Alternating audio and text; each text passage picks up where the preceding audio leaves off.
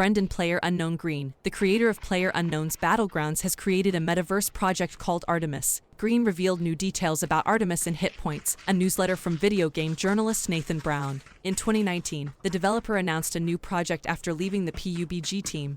Prologue, an open-world survival game on a massive 40-square-mile map. In Tuesday's Hit Points, Green told Brown that Prologue will ultimately be a tech demo for the even more ambitious Artemis, an Earth-sized virtual sandbox. Companies in the tech world have expressed ambitions to build the metaverse, the hypothetical next iteration of the internet that technologists suspect is less like the text-based internet we currently have and closer to a digitized version of the world. Real. And Green's vision of the metaverse is a world owned and shared by all. PlayerUnknown Productions, the Amsterdam-based studio Green founded to develop Prologue and Artemis, looks more like an R&D lab than a game developer. Green told Hit Points that the staff is made up of nuclear physicists and mathematicians, definitely not the kind of employees you typically find on a video game team. But Artemis isn't really a game in the traditional sense of the word. Green described it as a decentralized interactive world where the inhabitants are free to create or play whatever they want. "I'm quite diligent about this," Green said. "It has to be done a certain way. The only way it exists is if it was created for everyone and not money." Roblox wants to advertise to players 13 and older in the metaverse. It's a grand vision that requires deft management, which is why Green hired former Ubisoft massive executive David Paulfelt as a senior advisor to the PlayerUnknown team. The technology to create something like Artemis doesn't exist yet. Creating a one-to-one scale virtual Earth with thousands of people exploring the fully realized biomass is currently an impossible task.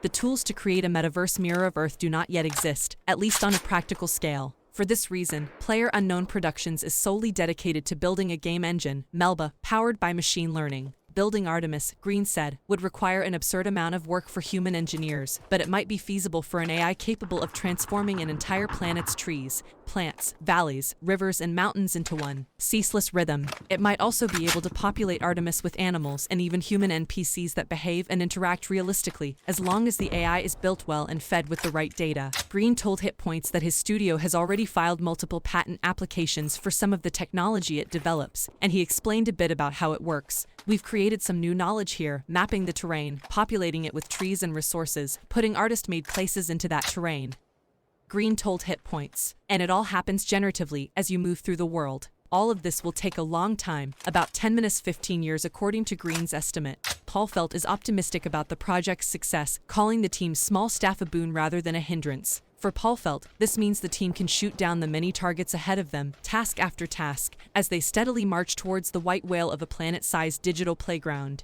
Green is open to using blockchain technology, since everyone at Artemis can create or do whatever they want, Green says. They need some way to verify proof of ownership, or some sort of currency they can redeem for the supply of a service. "We're building a digital place," Green said. "It must have a functioning economy and systems.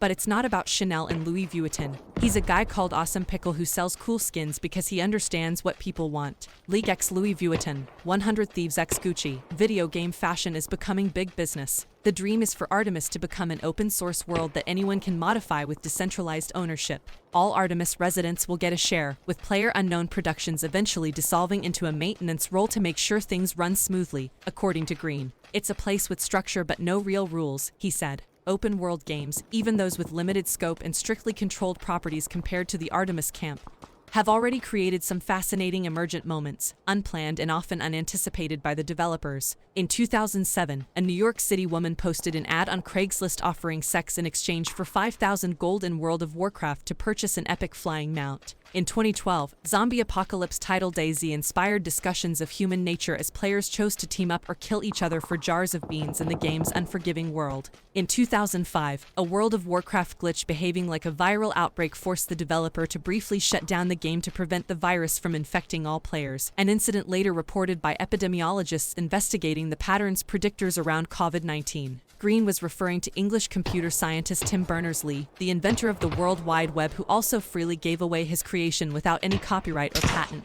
More recently, Berners-Lee has been highly critical of Silicon Valley giants controlling large swaths of the web, warning of a future he described as a digital dystopia. To that end, PlayerUnknown Productions will build Artemis, but Green wants the inhabitants to determine what that will be. "We want to easily modify our engine and make it open source so anyone can participate," Green told Brown. "It won't be PlayerUnknown's metaverse, just as it won't be Tim Berners-Lee's internet. It should be owned by everyone." Thank you for watching. Please like and subscribe and support my channel.